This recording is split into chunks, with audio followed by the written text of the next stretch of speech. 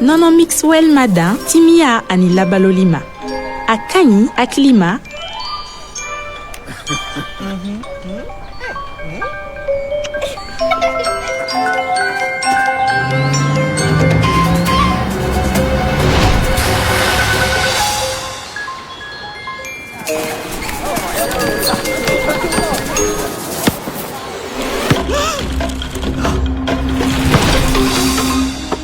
Kafara a vitaminu ani nafaw caman aw mago bɛ min na yaasa ka aw mɔdiya ani ka aw to kɛnɛya kɔnɔ.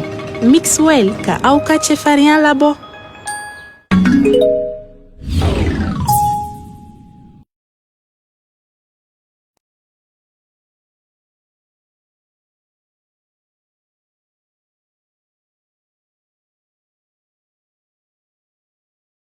Nous laissons derrière nous tout ce que nous avons de plus cher. Enfants, épouses, amis, pères et mères. Fièrement, nous répondons à l'appel du devoir. Pour que les déplacés et les réfugiés rentrent à la maison. Pour que nos enfants reprennent le chemin de l'école. Pour que jaillisse la lumière de la réconciliation entre les peuples, pour le Mali, pour la patrie. Cette voie, nous l'avons choisie, au prix de nos vies. Nous défendrons nos couleurs, et si nous laissons derrière nous veuves et orphelins, nous vous prions, prenez soin d'eux.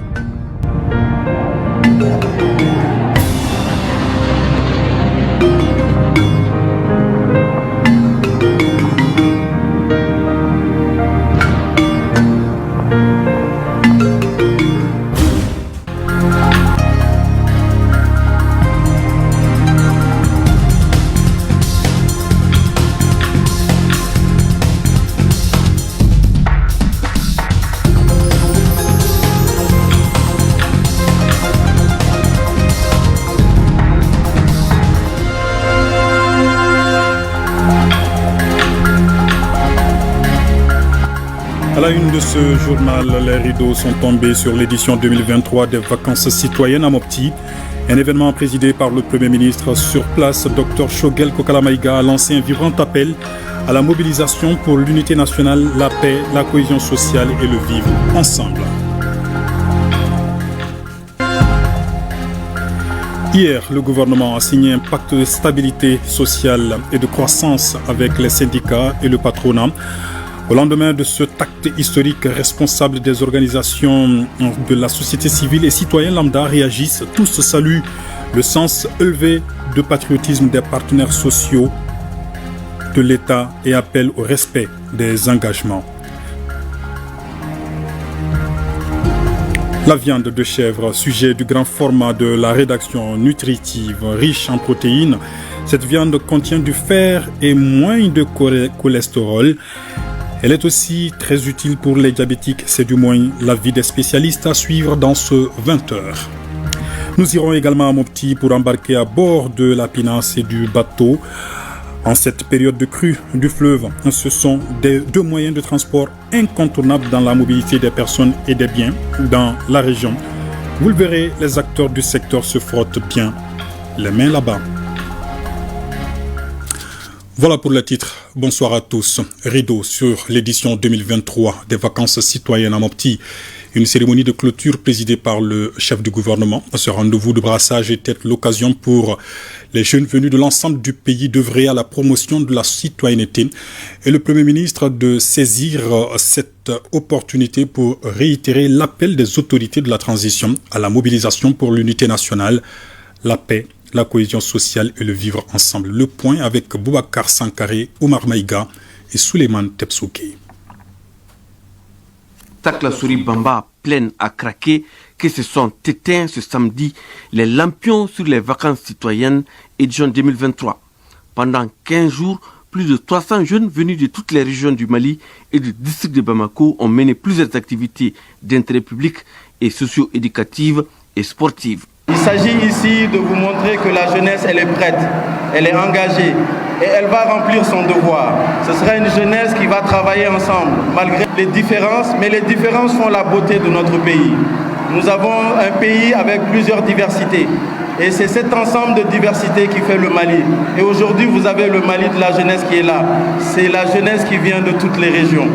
Et nous prenons notre engagement aujourd'hui que cette jeunesse-là va rester debout pour remplir sa mission pour la construction de ce nouveau Mali. Ces vacances citoyennes sont aussi un rendez-vous du donner et du recevoir. Le Mali, c'est un grand jardin. Vous savez que la beauté d'un jardin, c'est la multiplicité des fleurs. Plus il y a des fleurs dans un jardin, plus il est beau. Et les jeunes Maliens, de Taoudeni à Kidal, à Menaka, à Gao, jusqu'à Koulikoro en passant par la capitale Bamako, ont montré que le Mali appartient à tout le monde. Chacun y vient avec sa culture, sa langue, ses repas, sa manière de faire. Et ces vacances citoyennes ont permis aux jeunes de toutes les régions de s'entremêler, de vivre ensemble, de parler, de manger les plats des uns et des autres et de rentrer enrichis de ce qu'ils apprennent des autres régions. D'abord à Soufroulé, on a fait des travaux de réhabilitation du camp, des chantiers. On a eu à faire les salubrités, les reboisements. On a reçu beaucoup de formations sur la citoyenneté. Donc après Soufroulé, on est revenu à Sévaré et on a fait des curages de caniveaux. Soutenu par l'UNICEF à travers la coopération allemande, la 11e édition des vacances citoyennes s'inscrit en droite ligne de la vision du gouvernement. Les Maliens sont très fiers de leur jeunesse. Les messages qui sont passés ici, c'est des messages de paix, des messages de cohésion nationale. C'est de ça que les Maliens ont besoin aujourd'hui. Quand les Maliens sont unis, quand ils se donnent la main, ça donne du courage à tous les autres. Comme le président dit, les cultivateurs vont cultiver, les militaires vont faire la guerre, les professeurs vont enseigner et le Mali va décoller.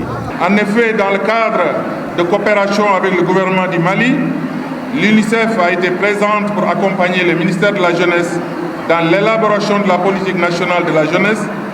Et aujourd'hui, il s'agit de son opérationnalisation à travers les vacances citoyennes et nous sommes encore là aux côtés du gouvernement. Une remise d'attestation à certains campeurs et une prestation de la troupe des vacances citoyennes sur le renforcement de l'unité nationale ont meublé cette cérémonie de clôture de la 11e édition des vacances citoyennes. Restons à Mopti où le Premier ministre s'est rendu également au camp de Sévaré. Là-bas, il a inauguré le monument Amadoun Bokari Baridi Balobo. Dr Shogel Kokala Maïga en a profité pour rendre un vibrant hommage aux forces de défense et de sécurité pour les sacrifices consentis au service de la nation. Nous l'écoutons au micro de Oumar Maïga, Bouakar Sankaré et Souleymane Tepsougué. Il y a quelques années, certains se moquaient des Maliens. Mais aujourd'hui, cette confiance que vous êtes reçue, vous l'avez transmise au peuple malien. Un peuple qui a confiance peut soulever des montagnes. Il y a des choses qui étaient impossibles à penser au Mali il y a quelques années. Aujourd'hui, nous sommes devenus un exemple. Nous parlons fort, c'est juste. Je sais qu'en général, vous et vos chefs, vous agissez, vous ne parlez pas beaucoup. Je le sais parce que je suis avec certains de vos compagnons. Ils agissent très efficacement, mais ils parlent peu. Mais on a besoin aussi de parler pour que tout le monde entende et comprenne ce qu'on est en train de faire. Cela aussi est nécessaire. Et nous parlons fort. On nous écoute. Certains admirent même le Mali. Pourquoi? Parce que vous êtes là. Les forces armées de sécurité, c'est le principal outil de décision des hommes politiques. Lorsque vous avez des forces armées sûres, vous êtes bien adossés, vous pouvez parler fort. Vous pouvez même laisser certains en plein vol, sans leur donner des parachutes. Quand vous êtes sûr de votre armée. Quand votre armée est faible, on vous fait signer n'importe quoi, on vous met dans des salles, on vous menace, et vous êtes amené à prononcer des anecdotes qui plaisent aux autres. Mais quand vous avez une armée forte, personne sauf Dieu et le peuple ne peut s'imposer à vous. Donc tout ce que nous disons dans le monde, tout le monde qui est fier de la direction du Mali, Ils ne savent pas que derrière, c'est vous. C'est vous qui donnez votre vie. C'est vous qui montrez votre courage. C'est pour cela qu'on a le courage de dire ce qu'on pense et ce qu'on veut, là où on veut, quand on veut, au nom de notre peuple. Donc merci. On parle haut et fort aujourd'hui parce que vous agissez haut et fort aussi. Mais ça fait des années. C'était la revendication, l'une des grandes revendications du peuple malien en 2020. Un pacte social et de stabilité. On vient de le signer hier, c'est un exploit. On a fait en 2 ans 300 milliards d'augmentation des salaires, alors qu'on nous a amputé à cause de l'embargo de près de 500 à 600 milliards. Et ces augmentations sont senties surtout par les petits salaires et vous, les hommes en armes. Il y a certains qui n'oublieront jamais de leur vie que c'est pendant la transition qu'ils ont eu les augmentations nécessaires. Ils risquent leur vie, leur peuple pense à eux. Ça, c'est très, très important. Donc, vous pouvez être fiers de ce que vous faites. Parce que pour que nous puissions tranquillement nous occuper des grandes questions de la nation, il faut que vous sacrifiez votre vie, que vous travaillez nuit et jour. On fait tout chez nous, l'école d'état-major, et on vient de faire une école de guerre. Parce que nous voulons une nation forte, complète sur tous les plans. Le Premier ministre à Mopti aujourd'hui donc où il a inauguré le monument Amadoun Bokari Baridi Balobo au camp de Sévaré. La MINUSMA se retire progressivement du pays. Hier, la mission onusienne a fermé définitivement ses portes à Ménaka et les clés du camp ont été remises officiellement au gouverneur de la région de Ménaka, Mohamed Lamine Maïga et Ibrahim Ag Amini pour le reportage.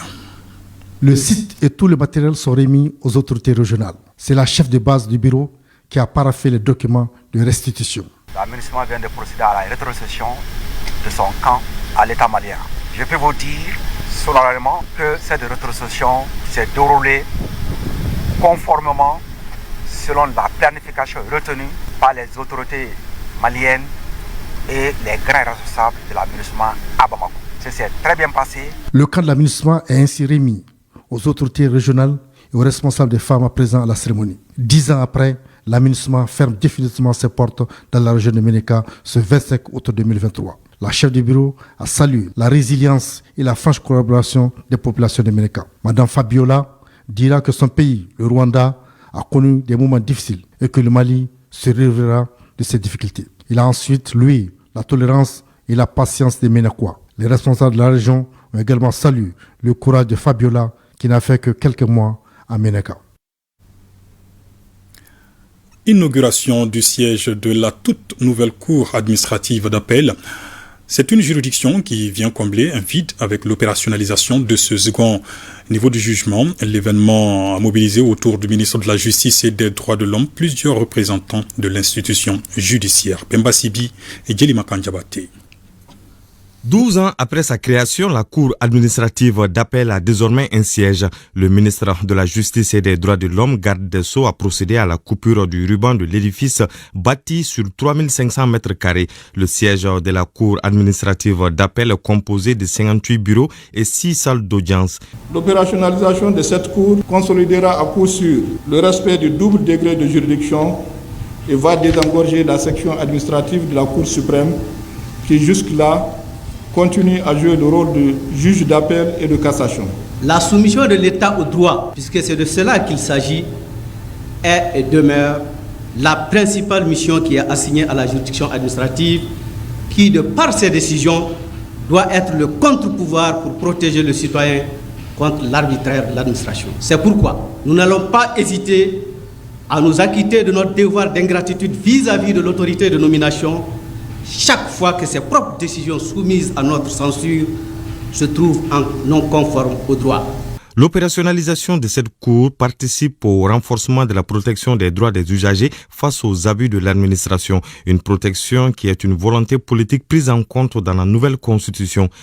En donnant une valeur constitutionnelle à ces principes, le pouvoir constituant traduit la volonté d'un renforcement des droits des usagers du service public face à la toute-puissance de l'administration d'État dont les mœurs ont connu une évolution, incitant à renforcer les moyens contre les abus de toutes sortes, principalement la corruption d'agents publics. Notre système de justice administrative va connaître donc un changement qualitatif qui se traduira par une meilleure garantie des droits des justiciables, une célérité dans le traitement des dossiers et une amélioration de la qualité et de l'efficacité des décisions rendues.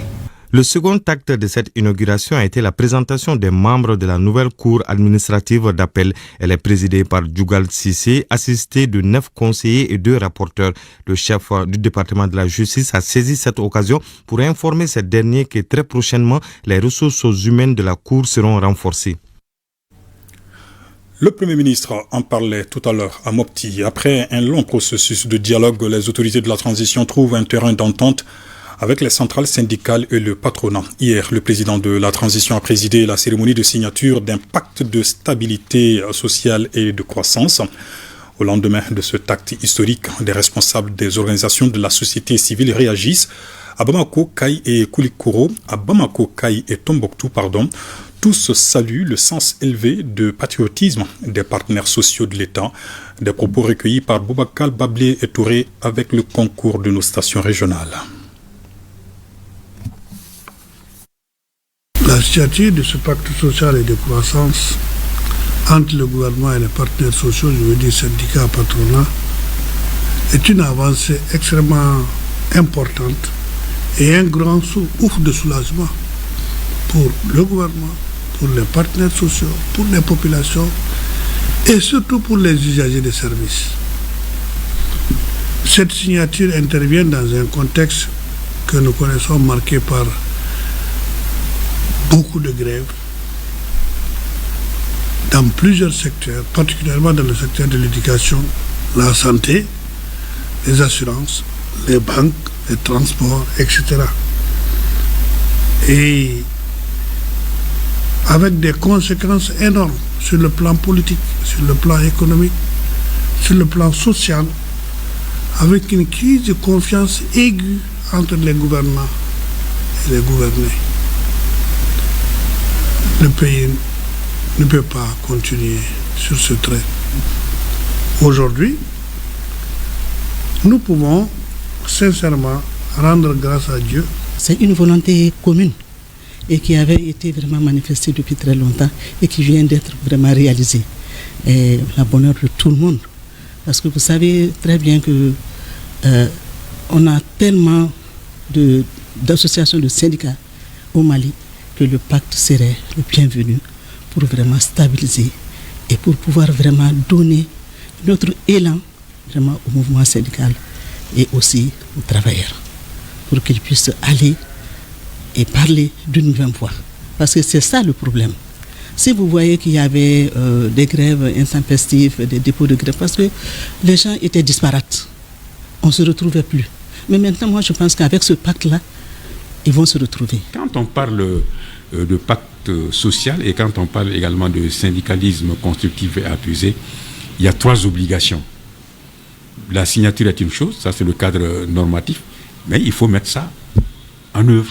C'est ça l'opérationnalité et l'opérationnalisation de ce pacte social de stabilité. La première de ces obligations, c'est l'obligation de résultat. Ce qui est écrit dans le pacte, dans le document, il faut qu'on voit les résultats. Ceci est extrêmement important. La deuxième obligation est extrêmement importante, qu'on dit l'obligation de ne pas faire. Quand on s'engage de ne pas aller en grève, quand on s'engage du côté étatique de remplir certains engagements, il faut les respecter.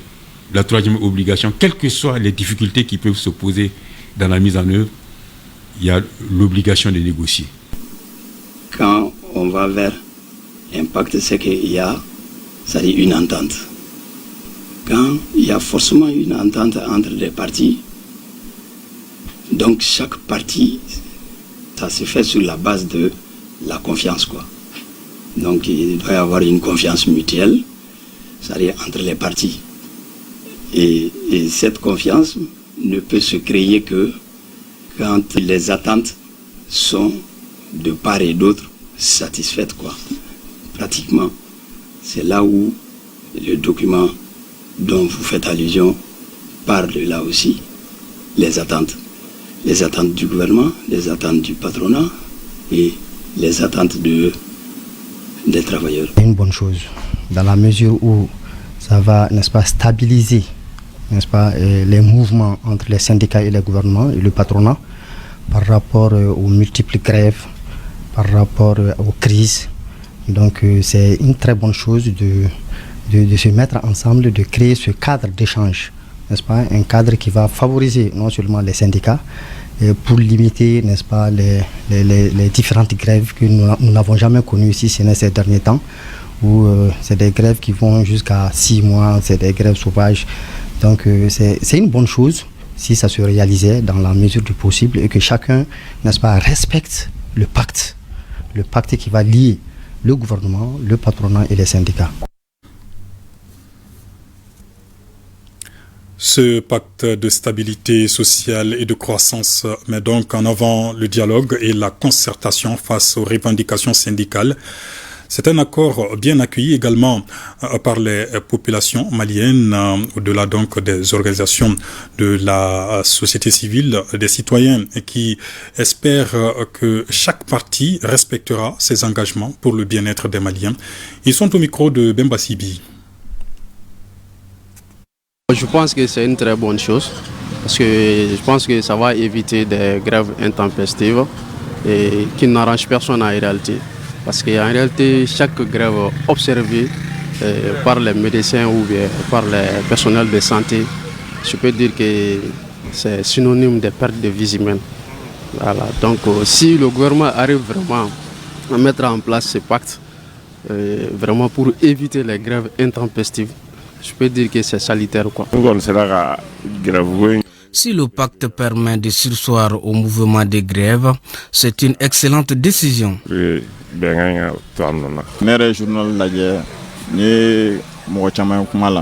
Quand j'ai entendu les différentes parties s'exprimer sur la question, j'étais très ravi. Car avec la situation actuelle du pays, un pacte social ne peut être que bénéfique pour tout le monde. C'est un acte à saluer, parce que ça va vraiment à l'intérêt de tous les citoyens maliens, surtout la période qui court maintenant là, avec l'insécurité grandissante. Et du moment qu'on est en train de faire des pas vers la victoire, je pense que c'est le moment où nous devrions mettre. Nous devrions vivre en communion, s'accorder vraiment une chance pour une large porte de sortie, quoi, je veux dire. Je pense que l'entente et le dialogue est la base de tout et une telle initiative est la bienvenue, surtout dans le contexte actuel. Pour la stabilité du pays, c'est une bonne initiative. Voilà. Que chacun prend sa responsabilité. Accord de principe maintenu au drone de dos. Réaction des citoyens et une erreur d'aiguillage nous a fait identifier tout à l'heure un intervenant membre du CNT et toutes nos excuses. La ministre de la Promotion de la Femme, de l'Enfant et de la Famille fait parler son cœur à la direction du service social des armées. Elle a remis à la structure un important lot de vivres et de non-vivres. C'est un don destiné aux veuves des militaires et paramilitaires. Koumba Sissé. C'est la toute première visite d'un ministre en charge de la promotion de la femme à la direction du service social des armées, selon le premier responsable de la structure. Koulibaly Mariam Maïga est venu apporter son soutien aux veuves des militaires et paramilitaires. Le don est composé des pièces de tissu, du riz et d'une enveloppe symbolique. Les veuves des militaires tombés sur les champs de l'honneur, leurs enfants, pupilles de la nation, devraient, dans le cadre de la solidarité nationale, bénéficier de tout l'appui nécessaire pour soulager la perte des êtres sûrs. Cette cérémonie initiée par mon département s'inscrit en droite ligne des aides sociales de son Excellence le colonel Assimi Goïta. Des mots de reconnaissance ont été formulés pour remercier la visiteuse du jour. Cette journée est mémorable pour nous car elle témoigne une marque de considération pour notre structure et nos populations cibles, à savoir les femmes des camps, les veuves, les orphelins, en somme toute la famille des militaires et paramilitaires. je vous réitère une fois de plus nos sincères remerciements et notre profonde gratitude pour votre démarche sanitaire en vue de l'amélioration des conditions de vie des militaires et de leurs familles. L'occasion a été saisie par la direction du service social des armées pour faire savoir les réalisations faites par la structure. Il s'agit de la construction d'un centre d'action sociale dans 3 régions du Mali, l'éducation des enfants orphelins, l'accompagnement technique et financier des veuves, celui des femmes, des militaires et paramilitaires. Autre geste humanitaire, cette fois-ci à Taoudéni, où le commissariat à la sécurité alimentaire procède à la distribution gratuite de 270 tonnes de riz à 1800 ménages vulnérables. Une action qui devrait toucher plus de 10 000 personnes. Elle s'inscrit dans le cadre de la réponse à l'insécurité alimentaire. Chirfi Moulay. Ce sont plus de 200 tonnes de riz que le commissariat à la sécurité alimentaire va distribuer gratuitement à 10 000 personnes vulnérables de la région de Taoudéni, soit 1800 ménages. C'est donc l'occasion pour moi de remercier le commissariat à la sécurité alimentaire pour cet effort soutenu et qui est constant, qui témoigne en tout cas de toute l'attention que les autorités, les plus hautes autorités de la transition apportent à la région de Taoudéni. Ce don de céréales est une réponse prompte à l'alerte constatée en matière de sécurité alimentaire. Nous, on ne fait qu'après l'acheminement des produits supervisés avec de l'ONG du moins, c'est la distribution. Pour nous rassurer que est-ce que les vrais bénéficiaires ont été touchés ou non. Les maires, je vous donne l'assurance qu'ils vont jouer un rôle, puisque tout ce que nous n'avions pas obtenu de notre propre sphère, si nous l'avions obtenu à travers les autres, nous ne pourrons que jouer le rôle de complément. Avec les distributions alimentaires gratuites, donc c'est vraiment une aubaine pour nous. Au nom de tous les partenaires qui sont là, qui assistent, qui appuient aussi l'État dans l'assistance aux vulnérables, nous disons merci beaucoup aux autorités de la transition. Cette distribution vient à une période de soudure où s'approvisionner en céréales nécessite de gros moyens. Elle traduit la volonté des hautes autorités à combattre l'insécurité alimentaire sur l'étendue du territoire national. Hamadoun Diko est le nouveau président de l'organisation de l'interprofession lait. Il est élu à la faveur d'une assemblée générale constitutive et place son mandat sous le signe du renouveau et de la mutualisation des efforts des membres de l'interprofession lait. Boubacar Kanouté. Hamadoun Diko pilote désormais l'interprofession de la filière lait au Mali pour un mandat de 5 ans. C'est ce qui ressort de cette assemblée constitutive. Son ambition est de booster cette filière porteuse pour contribuer largement au développement socio-économique du Mali. Rassembler ses pairs autour de la filière pour un nouveau départ. Au moment où la concurrence est de plus en plus rude. Déjà, le partenaire privilégié qui est le PADEL Mali s'engage à accroître son aide à la filière. Très comblé, je le place sous le signe de notre apport pour l'édifice national du Mali-Croix. Et le développement, l'épanouissement de notre produit qui est le lait, tout ce que nous devrions faire, ce serait axé dans ce sens-là, agrandir et outiller les deux familles pour que le lait local soit réellement une réalité. Le ministère ayant le souci à travers le PADEL accompagne la filière. Déjà, vous avez un assistant technique qui vous accompagne techniquement et le projet est prêt à vous appuyer en matériel, en équipement, tout ce qui vous permet vraiment aujourd'hui d'avancer. Avec les nouvelles orientations mises en place par les autorités de la transition, les regards sont désormais tournés vers la valeur ajoutée aux produits laitiers. Malgré les défis qui assaillent le secteur, l'espoir est permis. Pour relever ces défis, il nous faut faire preuve d'anticipation et d'esprit créatif en s'appuyant sur le savoir-faire et le savoir-être des professionnels, conformément aux instructions du président de la transition, son Excellence colonel Assimi Goïta.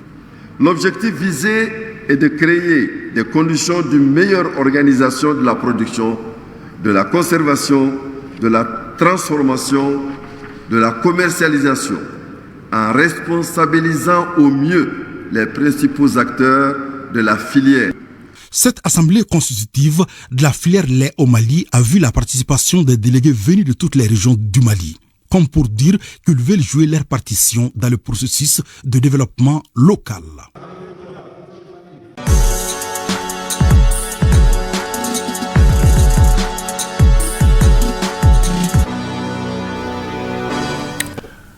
Le lait fait du bien, la viande de chèvre également. Le grand format de la rédaction est consacré ce soir justement à la viande de chèvre nutritive et thérapeutique. Les spécialistes louent une viande riche en protéines qui contient du fer et moins de cholestérol. Elle est aussi très utile pour les diabétiques. Les bienfaits de la viande de chèvre, c'est un reportage signé Aliou Abdoulaye Touré et Sambou Diakité. De la consommation de la viande de chèvre, à chacun son appréciation. Je ne mange pas la viande de chèvre. Je pense que ça divise les gens, même la famille. La viande de chèvre, c'est de la séparation. Non, je ne consomme pas la viande de chèvre. Par contre, l'odeur que j'ai sentie au niveau de la viande de chèvre, ça ne m'a pas tellement encouragé d'en consommer.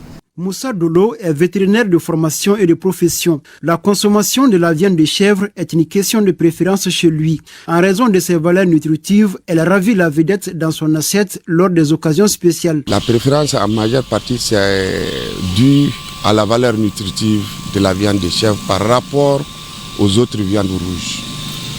Il est connu que 100 grammes de viande de chèvre contient 208 kilocalories. En plus, ça contient plus de 10 grammes et demi de lipides et ça contient à peu près 2 grammes de fer. Donc c'est une valeur à haute valeur nutritive. La viande de chèvre, chaque fois que j'ai l'occasion, je préfère payer la viande de chèvre que la viande de mouton ou de bœuf. La viande de chèvre est aussi prisée par Boubacar Amadou Touré. La raison de son amour pour cette chair est surtout culturelle. De prime abord, je vais vous préciser que je suis du Nord, précisément de la région de Tombouctou et le cercle de Niafounké. Chez nous, c'est un peu culturel la viande de chèvre, parce que c'est une viande pleine de nutriments. Parce que, contrairement à la vache et au mouton, eux, ils mangent ce qui est en bas. Ils baissent la tête pour manger. Mais la chèvre, elle s'accroche sur les arbres médicinaux même, tels que le tanin, tels que le caïcédra, tels que les jujubiers, voyez-vous. Donc tout ça rentre dans la chair. En quelque sorte, c'est même médical, la viande de chèvre. Bella Tandina Diwan-Klouz est un fin connaisseur de la viande de chèvre. Il évolue dans le domaine de la rôtisserie. La viande de chèvre, il y a beaucoup de gens qui l'évitent parce que c'est une viande. Sa viande, quand tu le manges, tu as la chaleur. Ça fait monter la chaleur dans le corps. Le foie de chèvre, quelqu'un qui veut, il passe l'expérience tout de suite. Tu lui payes, tu grilles ça en braise sur le charbon. Naturel, il faut mettre ça sur le grillage. Et quand vous le mangez, ça va vous donner l'envie de boire de l'eau. Il ne faut pas boire. Prends un petit temps et tu vas voir que même la souffle que tu as là, ça va vous laisser. Mais quand tu vas à la douche, essaie de pisser dans quelque chose comme ça, dans une boîte ou quelque chose comme ça, tu vas voir. Et dans 3 jours, quand tu le fais successivement, tu vas sentir un changement. Selon Dr Amadi Diarra, la consommation de la viande de chèvre est très importante pour l'organisme car elle est riche en protéines. La viande de chèvre est classée parmi les viandes rouges. 100 grammes de viande de chèvre apporte entre 16 et 39% de protéines nécessaires à l'organisme. Elle contient aussi peu de cholestérol. Cette matière grasse qui est aussi importante dans l'organisme humain, mais dont son excès est nuisible. Dans la viande de chèvre, il y a tous les acides aminés nécessaires pour le maintien de la bonne santé d'un organisme. En plus de ses valeurs nutritives, la viande de chèvre renferme des vertus thérapeutiques. C'est un animal qui consomme beaucoup plus les feuilles. Et dans les feuilles, il y a beaucoup de vertus. La chèvre a cette faculté de brouter ses feuilles, de les sélectionner dans la nature et de les manger. Ce qui fait que cette vertu elle les transmet directement à sa viande. Notamment les gens qui ont des problèmes de cholestérol ou bien de diabète, d'hypocalcémie. Ces gens, on les recommande beaucoup plus la viande de chèvre. Pas seulement, la viande de chèvre contient d'autres vertus. Ça défavorise le dépôt de graisse au niveau de la circulation sanguine, notamment les artères, les veines. Donc ce qui fait que les gens ont moins de problèmes d'AVC. Ce qu'ils appellent notamment AVC, c'est beaucoup plus dû au fait que les artères sont bouchées par la graisse. Et comme la viande de chèvre contient moins de cholestérol, donc à la longue, elle est indiquée pour éviter à la longue les accidents vasculaires. Si la viande de chèvre apporte beaucoup à l'organisme, son lait est très bon pour le nourrisson. Le lait de chèvre, un enfant qui a perdu sa mère maintenant, un enfant qui sa mère n'a pas de lait, le lait de chèvre là, ça peut l'y accompagner 2 ans, il peut l'y accompagner. Même si c'est l'autre arrêté, on va chercher un autre. Malgré son impact positif sur la santé, la viande de chèvre n'est pas consommée par tout le monde à cause de son odeur. Pour les spécialistes, cette odeur est liée à 2 facteurs. Le premier facteur, c'est l'environnement. Généralement, les chèvres sont dans les enclos et les urines, les déchets, quand ils se couchent, l'odeur remonte sur l'animal. Et quand on dépece, l'odeur persiste sur la chair. C'est surtout ça qui fait que les gens répugnent l'odeur. De deux aussi, la chèvre est une espèce qui broute beaucoup plus le fourrage aérien. Et le fait de consommer ces fourrages-là, des fois, l'odeur se retransmet au niveau de la chair. Le régime alimentaire et l'environnement. En somme, la viande de chèvre, qu'elle soit cuite ou grillée, garde les mêmes valeurs nutritives, seulement à manger avec modération comme toute autre viande, car l'excès de toute chose est nuisible, dit-on.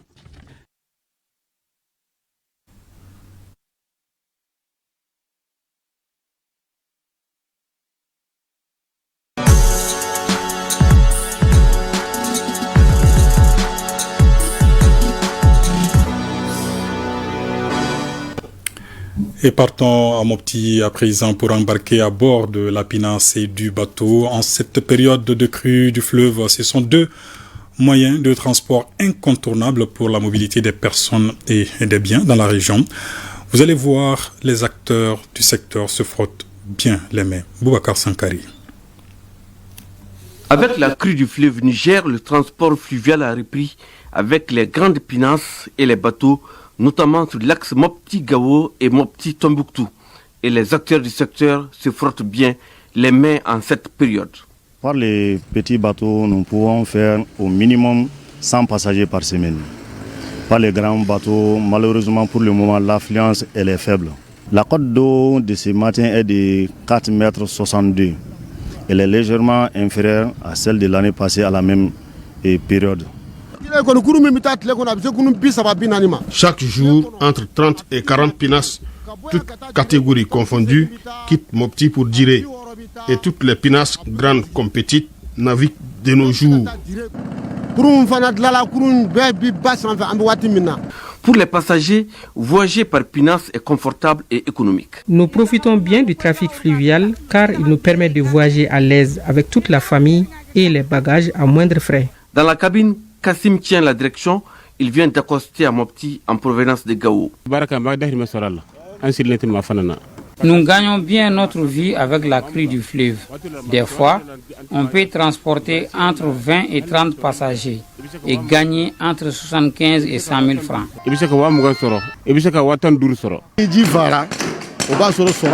Avec la crue, on se frotte les mains. Plusieurs pinasses naviguent actuellement.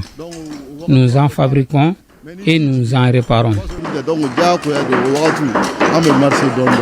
Une quarantaine de pinasses et 3 bateaux quittent chaque semaine Mopti pour les régions de Tombouctou et Gao. Également dans l'actualité au Mali, rencontre des jeunes de la mission d'évangélisation et d'implantation des églises. Objectif, renforcer la capacité des participants sur les écrits bibliques et invoqué le Seigneur pour la paix et la cohésion sociale au Mali. C'est autour du thème « Une jeunesse diligente pour l'excellence dans le travail ». Bokari Koulibaly et Tayeb Adjaouyakoui pour le reportage. Pour la paix, la cohésion sociale et le vivre ensemble, les jeunes évangélistes du Mali se retrouvent et implorent le Seigneur. L'appel sonné par le bureau de la jeunesse de la mission d'évangélisation et d'implantation des églises du Mali a mobilisé près de 1000 participants venus de toutes les régions du pays. L'objectif véritablement de ce camp est de permettre à tous les jeunes d'être véritablement enseignés sur les valeurs fondamentales de la parole de Dieu, mais également sur les valeurs sociétales, pour nous permettre également de vivre dans cette nation, le Mali, que nous aimons, et que nous puissions tous ensemble œuvrer pour le salut de cette nation, le Mali. Cette retraite spirituelle des campeurs, qui va durer 5 jours, sera mise à profit pour former les participants sur l'entrepreneuriat. Des rencontres de haut niveau sont aussi prévues avec certains responsables des églises. C'est là avec l'accompagnement du département en charge des affaires religieuses et la bénédiction de la MEIE.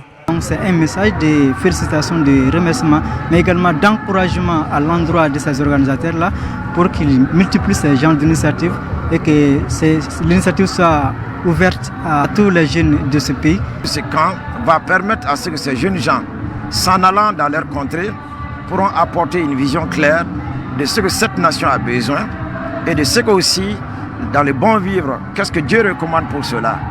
Premier du genre, ce camp dénommé Rassemblement des jeunes évangélistes du Mali verra, selon les organisateurs, la participation de tous les jeunes du Mali et d'ailleurs dans les éditions à venir. La deuxième édition du festival artistique, culturel et économique de Kourémalé se tiendra du 27 au 29 octobre prochain. Annonce faite face à la presse par les organisateurs, l'édition 2023 est placée sous le signe de l'union entre les peuples du Mali et de Guinée. Ibrahim Kaoukonaté, Moulay Sidibé. Ce festival dénommé Le Mali et la Guinée, une même histoire et un même destin, est un véritable cadre de rencontre et d'échange entre les deux peuples. Deuxième du genre, le Festival culturel, artistique et économique de Kourémalé est une initiative de l'artiste international Salif Keita. Je suis vraiment satisfait parce qu'on ne s'attendait pas au succès qu'on a eu. On a eu beaucoup de succès. Nous avons su que nous étions sur une lancée positive. Et que les deux pays avaient besoin de ça, que l'Afrique avait besoin de ça. Nous plaçons sous le signe de la fédération entre le Mali et la Guinée. Il faut cette fédération. Pourquoi les colonialistes sont venus blesser d'autres terres, nous sommes capables de soigner, pourquoi on ne soigne pas? Il y a des familles qui ont été divisées en deux. L'autre est là, l'autre est là. Pourquoi ne pas les rassembler? On peut, on a compris. Le problème c'était quoi? Quand tu comprends un problème, c'est la solution. La solution, c'est la fédération. C'est rassembler nos parents et les mettre ensemble comme société. Cette deuxième édition connaîtra des innovations majeures, parmi lesquelles... Les changements qui ont été proposés, c'est d'abord la date. C'était une semaine l'année passée. Pourquoi cette année 3 jours? Donc au lieu du mois de septembre qui reste un mois de pluie, un mois très pluvieux donc, dans la zone, et sur proposition du commissaire général du festival, M. Salif Keita lui-même, la commission d'organisation a retenu le mois d'octobre de cette année. Donc il y aura des troupes folkloriques donc, qui seront à l'honneur pour cette deuxième édition. Il s'agit d'aller dans le tréfonds de nos cultures pour en extraire la substance essentielle sur laquelle se fonde notre maya, notre moroya, notre identité. Cette année, le pays invité est le Burkina Faso. Le festival culturel, artistique et économique de Kourémalé se déroulera du 27 au 29 octobre 2023.